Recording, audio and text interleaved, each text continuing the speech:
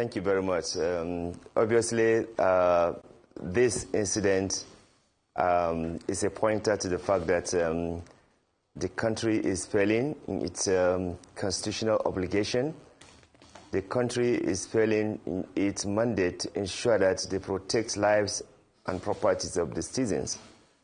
It is an indication that we have also lost our foreign policy framework in the country. We probably have an outdated foreign policy that we could not be able to engage globally.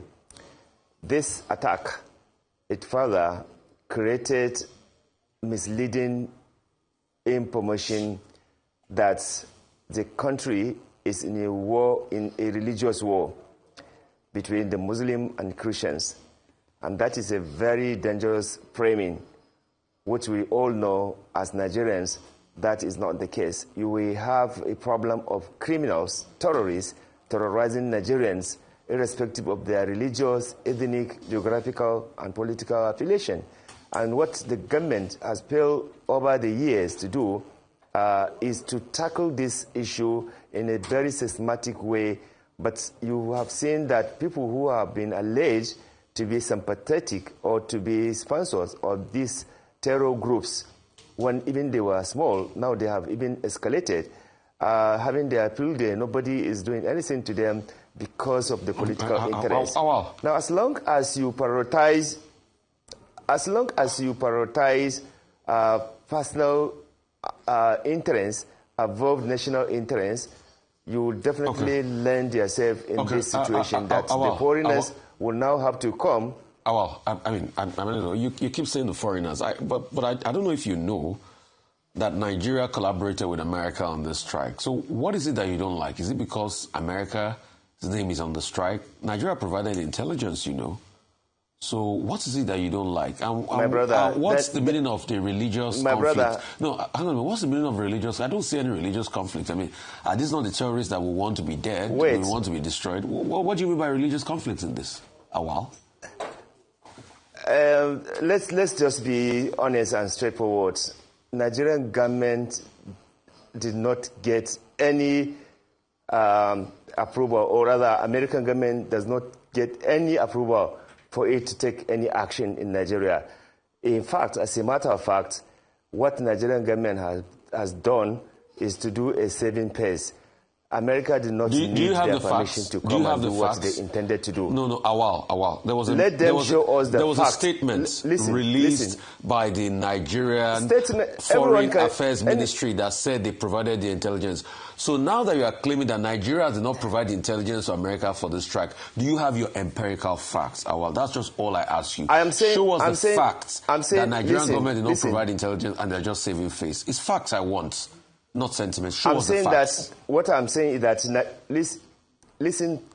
What I'm saying is that America does not need Nigerian approval to carry out their action. That's what I said. And I'm saying that, it's all, clear that, the way and manner in which Trump had even made, his pronouncement, to carry out this action, there is no any discussion or dialogue.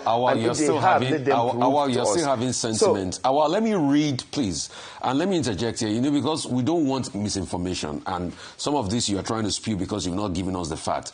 Let me read the statement as released by the Nigerian authorities.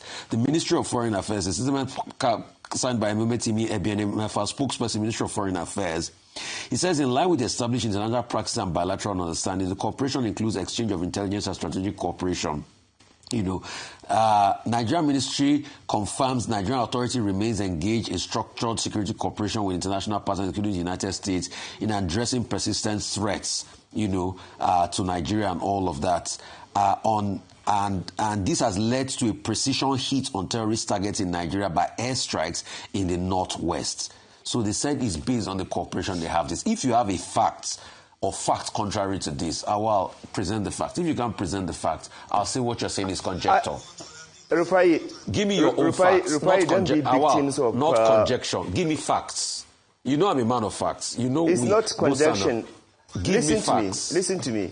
Why can't you also listen? Go ahead. Because you don't want me to talk.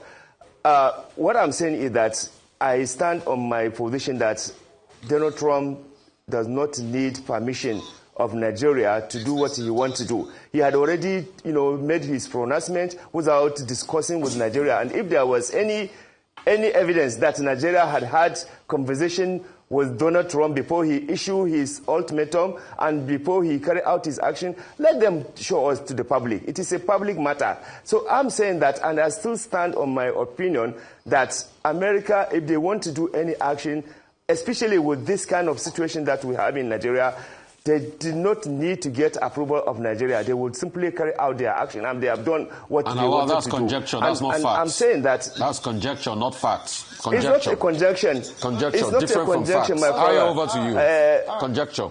All right, Mr. Rafsanjani, thank you very much for joining us. Were you going to complete what you were saying? You say? Sorry. Are you done? Were you going to complete what you were saying? No, I wanted just to, because he shortened me to say that this is conjecture when he knows himself the truth. You don't need to do painting. You don't need to do any panel beating on this matter. America, the way it is, the way they take this issue, they don't need approval of Nigeria to do what they want to do.